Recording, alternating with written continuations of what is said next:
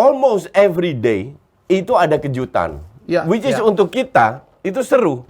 Dia sama Bernardo Silva itu kemarin top banget.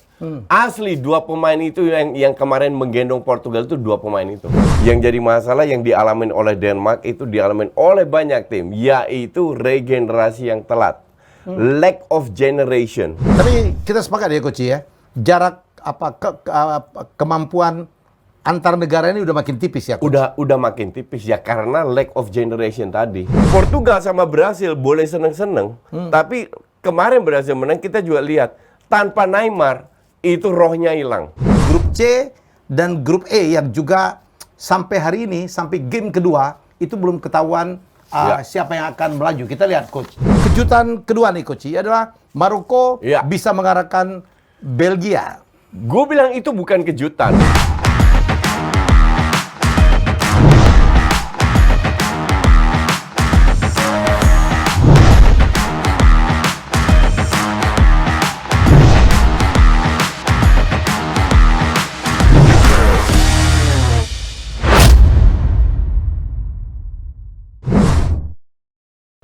Ya, jumpa lagi dengan saya dan Coach. Ya, hater-hater apa kabar? Nonton aja terus. Kita mah biasa dikritik ya. Gitu biasa banget. Biasa banget. Namanya orang beda pendapat mah. Biasa. Iya. Iya, mendadak gue hater gue tambah banyak, gue happy-happy aja gitu. Lu bilangin apa, saya nyari duit dari AdSense, lah Ronaldo juga nyari duit dari media juga.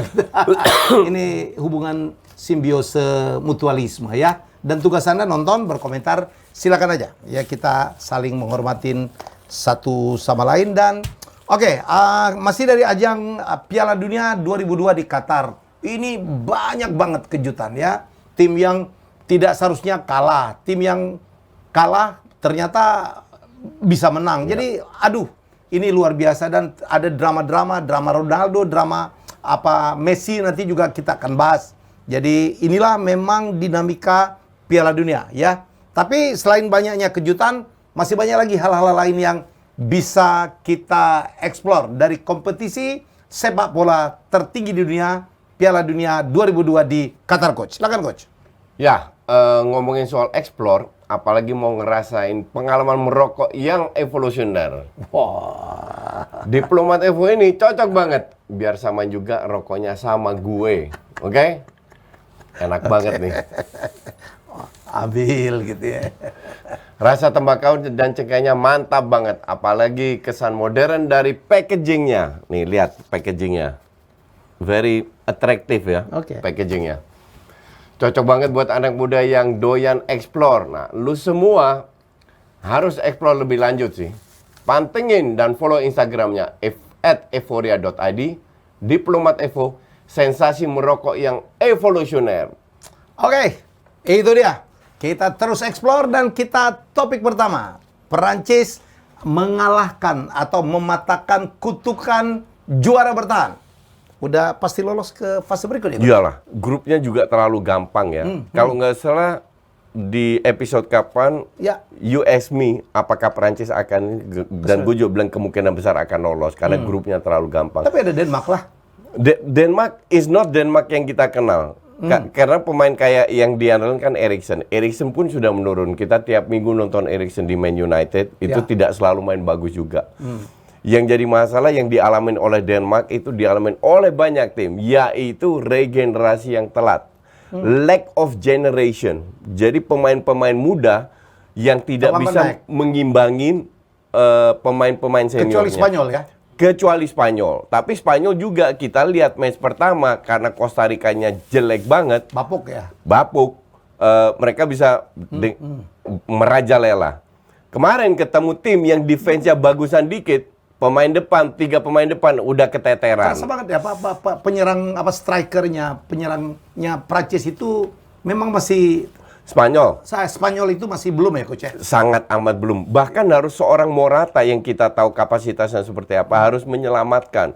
Ferran Torres gue udah bilang di Barca pun nggak perform. Olmo kalau bagus udah dibeli klub-klub besar. Kenapa nggak diturunin sih? Nggak ngerti juga. Ini gue merasa like and dislike-nya si Enrique itu cukup besar ya. Tapi selama dia perform nggak ada yang kritik. Hanya yang apa yang you tadi sebut di awal, banyak kejutan. Oke, dan banyak kejutan ini akan berlanjut terus. Kita lihat Jepang Bisa mengalahkan Jerman, Argentina, habis itu Jerman, habis itu jeblok. Kita lihat Saudi ngalahin Argentina, habis itu jeblok. Kita lihat Inggris yang main Begitu bagus, powerful ya. habis itu lawan Amerika harusnya draw. kalah itu, Iya. harusnya kalah. Jadi tim-tim kayak begini kelihatan di match pertama, makanya gue kan unggulkan yang masuk 4 besar Brazil, Argentina, Belanda, Jerman. Gue dibully karena Argentina kalah, karena Jerman kalah, gue dibully. Dan ujung-ujungnya nanti ya mereka-mereka juga yang lolos. Ini turnamen belum selesai. Exactly. Ya, Jadi ya. para haters ini kadang bikin gue ngakak aja. Tapi ini yang bikin menarik bro, coach. Mereka kadang berantem sendiri. Iya. Ya itu nggak apa-apa. Silakan aja berantem. Yang penting sopan. Iya Itu aja. betul sekali. Ini kan beda pendapat, oke aja kalau gue bilang ya. Coach, gua kan sempat memfavoritkan Prancis ya sebagai Ya, tim gua nih. ya. Ya, walaupun nanti setelah gua dengan taruhan itu dengan Coach beda lagi lah. Gua ngalah sama dia lah waktu itu, ya. Karena dia biasa salah. Kalau gue sih kalau salah tuh gimana? Coach dan Australia juga untuk pertama kali menang di Piala Dunia ya. Mecahin mitos juga ya. Australia juga match pertama dihajar kiri kanan sama Inggris kalau nggak salah ya, atau siapa. Match kedua menang lagi. Oke. Nah, ini akan seru karena di hari ketiga. Sekarang praktis Qatar doang yang udah go home. Yang lain masih punya banyak kesempatan. Belanda seri lawan Ekuador harusnya kalah. Nah, jadi masih banyak kejutan yang akan kita lihat. Nah, di group stage semua negara itu masih bisa bereksperimen. Nanti masuk per 8 besar baru kita lihat. Maka dari itu gue bilang setelah match pertama gue diem aja. Match kedua gue hajar balik. Udah mulai kelihatan ya. Pada saat tim-tim kecil kembali ke setelan pabrik gitu. Jadi untuk gue sih dari sisi teknis ya di lapangan ini Piala Dunia yang mengejutkan. Justru ini serunya kan nggak seru kalau tim-tim yang di ujung-ujungnya sebagian besar dari tim yang diunggulkan akan lolos kecuali Belgia. Belgia itu kan main amburadul. Lawan Kanada tidak layak menang sama sekali. Bahkan satu penalti nggak masuk, at least seri lah. Ya. Nah kemarin Kanada juga main luar biasa. Habis itu ketemu siapa tuh Kanada, ngepresnya setengah-setengah, dibantai. Almost every day itu ada kejutan. Which is untuk kita itu seru. Kan gue bilang kalau ditanya favorit gue siapa? Ya favorit gue cuma Belanda 1 titik. Oke. Walaupun belum juara juga ya. Walaupun belum tentu. Ya. Tapi gue lihat progres semua tim itu yang penting di group stage. Ya, Nah, ya. Portugal sama Brasil boleh seneng-seneng, tapi kemarin Brasil menang kita juga lihat tanpa Neymar itu rohnya hilang. Mereka bisa bermain, cuman asal main. Nggak ada yang bener-bener, dan 3 pemain depan nggak kelihatan juga sama sekali. Walaupun kemarin layak menang karena Swiss terlalu bertahan. Yang cetak gol siapa? Casemiro. Pemain tengah. Notabene seorang DM. Iya. Karena depannya bapuk. Nah inilah yang orang lihat, jangan hanya lihat skor. Tapi kita sebagai penikmat, gua almost every match gue tonton. Karena gue pengen tahu tim-tim yang tidak diunggulkan seperti apa. Tapi Denmark yang 2 kali tampil untuk gue sedikit mengecewakan, kita lihat apakah bisa bangkit di match ketiga dan seterusnya. Terus Serbia. Serbia match pertama lawan Brasil jelek banget. Dari segala segi jelek. Tapi kemarin keren. Kemarin jauh lebih keren. Nah, sekali lagi begitu banyak contoh di mana kita tidak bisa menilai ini tim performanya seperti apa. Tapi kita sepakat ya Coach ya. Jarak kemampuan antar negara ini udah makin tipis ya Coach? Udah makin tipis ya karena lack of generation tadi. Sebelum satu bola ditendang, aku kan bilang tidak ada satu negara yang dominan di R66 Road to Qatar. Aku bilang tidak ada satu yang dominan sehingga yang kecil-kecil ini bisa memperkecil gap antara kuat dan sekarang terbukti. Maka dari itu gue bilang masih ada kejutan lain. Kita lihat aja, kita nikmati aja. Siap. Coach, dan Prancis menjadi negara pertama yang lolos ke fase berikutnya ya, dan yang menjadi bintang adalah Kylian Mbappe. Ya. Ya, jadi- Kylian Mbappe menjadi bintang karena dia cetak gol. Ya. Tapi kalau lihat gaya bermainnya, nggak kelihatan juga. Oke. Nggak, justru gue bilang yang bagus itu Dembele. Dembele di babak Oh, iya. pertama itu nyisir kiri gila, kanan nyisir semua. kiri kanan, gendeng dari bawah ya. Iya betul, itu benar-benar Dembele punya peran besar, tapi yang dilihat kan hanya cetak gol, which is penting juga. Nah itulah tugasnya Mbappe, mencetak gol, dan so far dia melakukan tugasnya dengan benar. Gitu. Jadi untuk gue sih ya kita lihat next match-nya seperti apa. Seperti apa? Pada saat Mbappe agak turun kayak Richarlison. Ya. Match pertama dipuji habis-habisan, golnya itu keren, Membre, golnya keren. ya. Kemarin 0, big zero, nggak kelihatan. Beruntung Brasil udah lolos. Oke, dan kita kejutan kedua nih Coach adalah Maroko Ya. bisa mengalahkan Belgia. Gue bilang itu bukan kejutan, karena Maroko memang lebih bagus. Dalam arti dari sisi pemain, kalau kita lihat kan gue bilang berapa bulan yang lalu, Ya. gue nonton Piala Afrika, nggak ada satu match yang gue habisin. Karena kualitasnya begitu miskin. Tapi tim Afrika yang main di Piala Afrika, main di Piala Dunia, Beda ya? Beda, udah jauh lebih bagus. Kamerun. Ghana. Kamerun itu Ya. well organized. Iya. Ghana dengan serangan yang kayak kalau pakai istilah Jerman itu blitzkrieg. Blitz serangan kilat ya. Serangan kilat. Serangan itu luar biasa. Terus Tunisia mungkin agak mengecewakan. Maroko yang tampil luar biasa. Jadi untuk gue sih sebenarnya bukan kejutan, tapi untuk dibilang tim-tim Afrika bisa jauh, gue rasa agak berat. Iya. Dan apa Belgia yang dikalahkan Maroko seperti kata Coach, walaupun peringkat kedua FIFA, tapi tidak menunjukkan karena pemainnya memang udah tua-tua ya Coach. Udah tua-tua dan di dalam itu ada internal ya, ada internal keributan kayak si Kevin De Bruyne Dengan nggak Lukaku, cocok dengan Courtois, Lukaku dengan Batshuayi, Eden Hazard dengan Trossard nggak pernah ngobrol bareng. Jadi ini persoalan karena kekompakan dalam tim. Mereka itu ketemu tiap hari selama minimal berapa minggu. Nah, kalau Belgia nggak bisa bangkit lagi, kalau Martinez tidak sanggup untuk menyingkirkan ego-ego ini, selesai dia. Ini jadi berat. Belgia bisa nggak lolos. Walaupun mereka masih punya peluang untuk lolos ya. Pasti. Dan Belgia itu memang pemainnya hebat-hebat ya. Tapi Ya. tercerai-berai bermain di demikian banyak liga. Ya. Mereka itu tidak punya waktu bermain bersama cukup lama ya Coach. Ini salah satu kendala yang dialamin oleh negara lain juga, bahwa persiapan terlalu pendek. Sehingga mereka nggak bisa bereksperimen. Dan Liga Belgia itu bukan liga utama, di mana pemain-pemain Belgia terbaik ada di sana. Pemain Belgia terbaik itu justru ada di luar negeri semua ya Coach ya. Ya, betul sekali.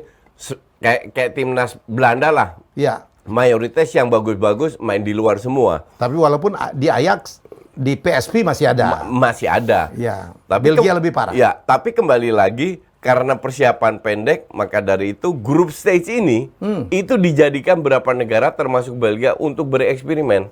Cari komposisi yang cocok, yang mana, seperti apa. Dan yang penting Martinez sekarang bisa menyingkirkan para ego tinggi itu, membuat tim ini lebih bersatu. Kalau itu dia bisa lakukan, Belgia masih punya peluang. Tapi kayak kemarin Kevin De Bruyne ngoceh, dibalas sama Vertonghen, ya depan nggak bisa cetak gol karena mungkin terlalu tua. Ini kan nggak bener.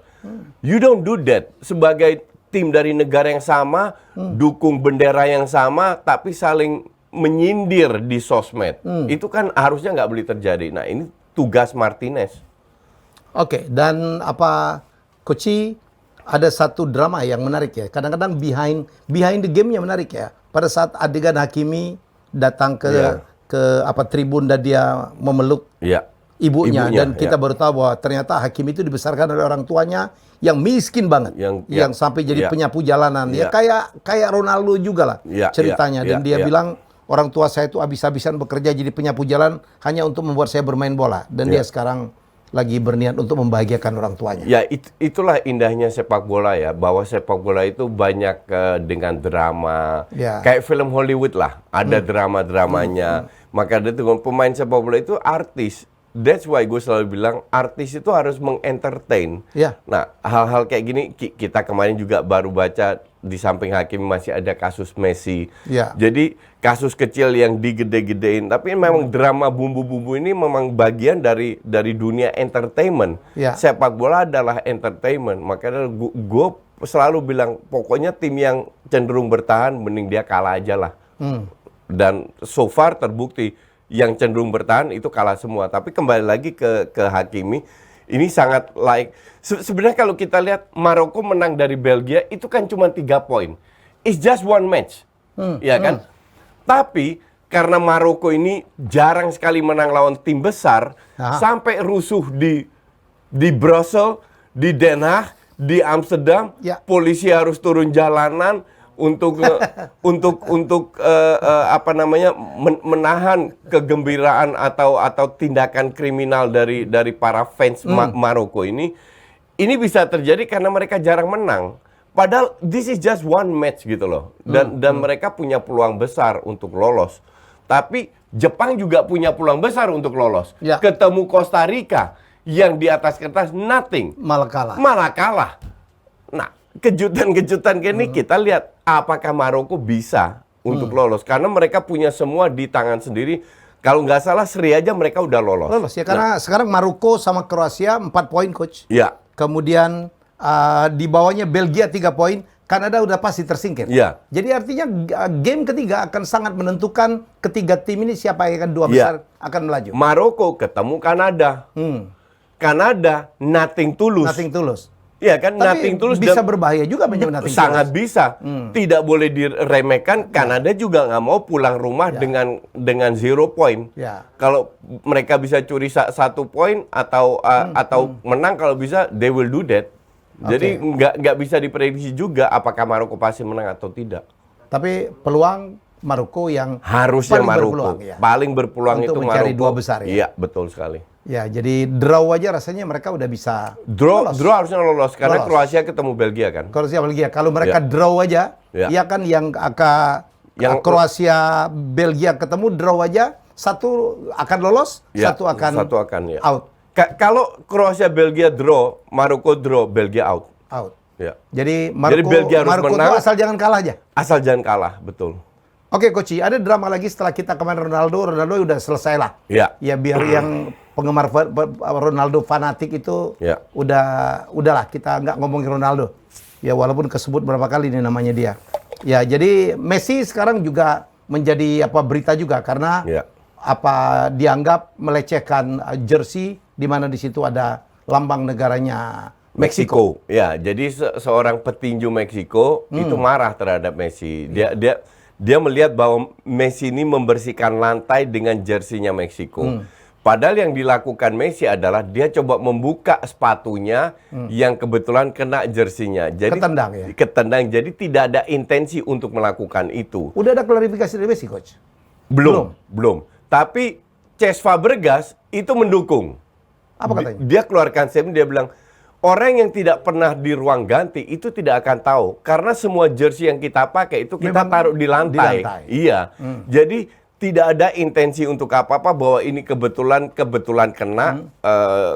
Dan gue yakin Messi ini bukan pemain yang ego tinggi kayak yang sebelah sono. Jadi gue yakin Messi tidak akan melakukan hal-hal kayak begitu. Ya, kita lihat. Mereka menang gitu loh. Iya.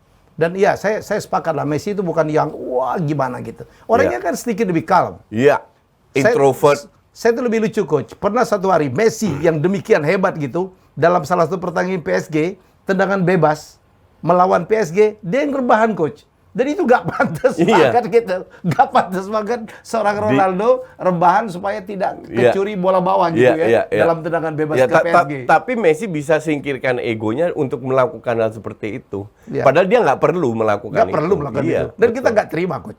No, he is a legend, you know? Iya. Termasuk ada perlakuan sempat berapa kali Mbappe ya. Kayaknya nggak pantas juga membegitukan Messi sih fine aja. Nggak reaktif. Nggak tersinggung, nggak apa. True. Saya pikir yang lebay itu petinju itu tuh, yang dibilang pengancam, awas loh. ketemu gua di luar di jalanan. Meksiko itu ya nggak bakalan ketemu juga. Meksiko itu kan pernah kejadian kalau you masih ingat tahun berapa itu ya, 2010 atau 2014, di mana Arjen Robben setengah diving dapat penalti, Meksiko tersingkir.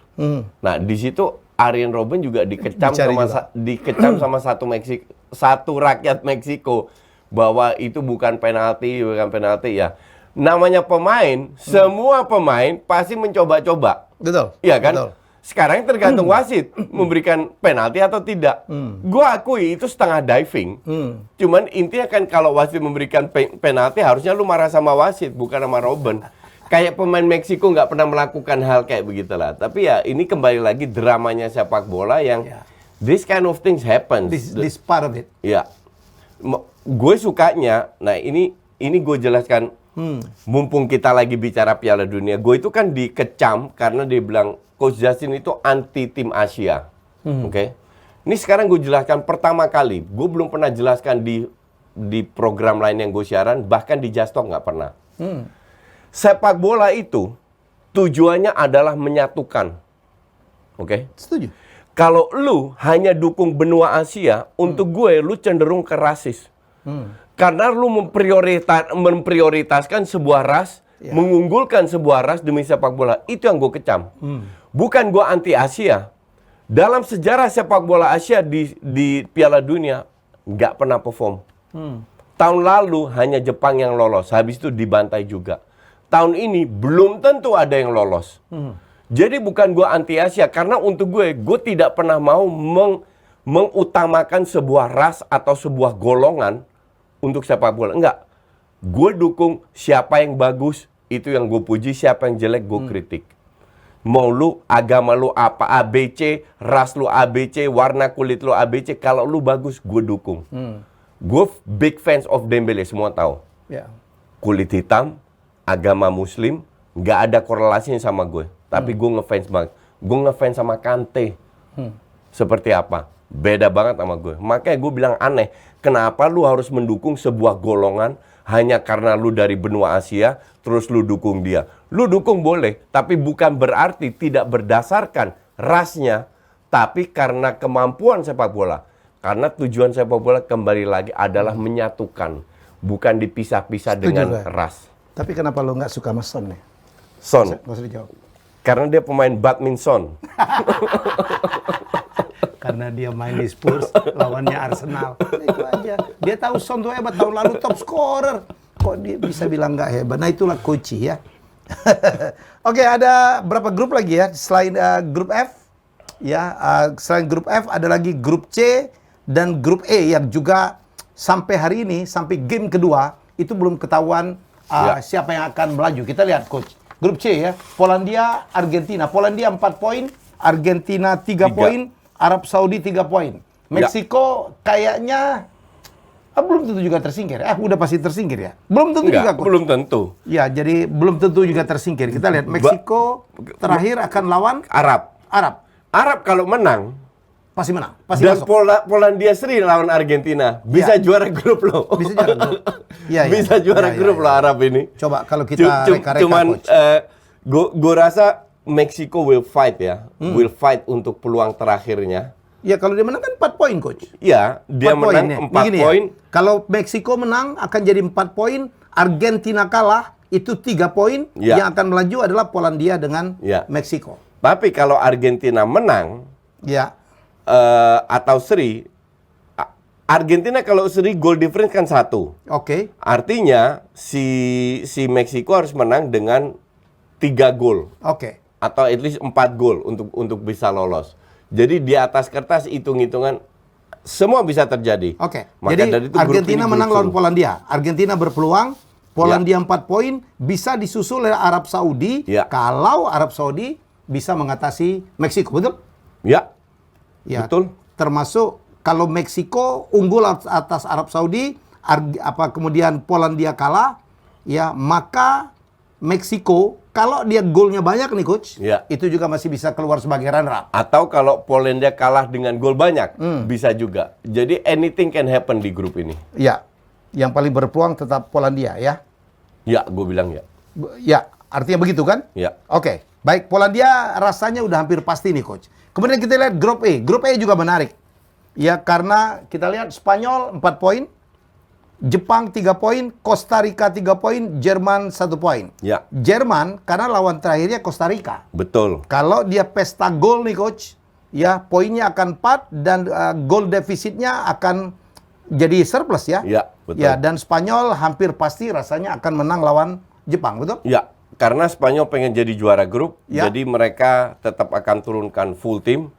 Jepang, ya gue rasa peluang sangat kecil untuk menang ya. Lawan Spanyol, gapnya terlalu jauh. Saya Jadi- pikir Jepang harus menang ya. Ya, Jepang ini sudah dapat kesempatan menang lawan Costa Rica. Kenapa tidak Mereka terjadi? bisa lolos, mereka lepas. That's lolos. football. That's Asian football. Jangan rasis loh. Katanya nggak rasis tapi rasis juga dia. Nggak, tapi tim Asia emang begitu. Di mana tekanan tinggi, mereka gagal. Arab, Korea, Jepang, Masih ada game ketiga. Qatar bro. out. Masih ada game ketiga. We'll see apakah ada kejutan atau enggak. Ya, ya. Ini menarik nih. Jadi Jerman masih mungkin lolos. Ya. Asal dia menang telak atas Costa Rica. Ya. Ya, tapi kalau Jepang, Coach, ya harus menang juga Ya, atau seri lah. atau seri. Kalau seri kan tergantung pertandingan nol. Costa Rica dengan Jerman. Ya. Kalau Costa Rica menang lawan Jerman, udahlah, memang udah Jerman udah nggak perlu dibahas, Coach. Jerman lolos. Gue bilang Jerman sama Spanyol lolos. Ya, kita berharap begitu. Ya. Karena kita berharap nanti 16 besar itu terdiri dari tim-tim yang memang Ya, layak. berkualitas. Betul. Dan akan lebih seru juga. Ya.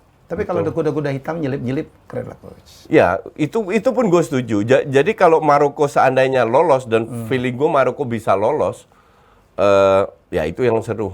Ya. Seperti apa? Biar ada wakil Afrika ya. Ya, ya. Ada wakil Asia. Dan gue harap kalau wakil Afrika untuk gue Kamerun yang terbaik. Jadi semoga Kamerun juga lolos. Indonesia ada wakilnya bola.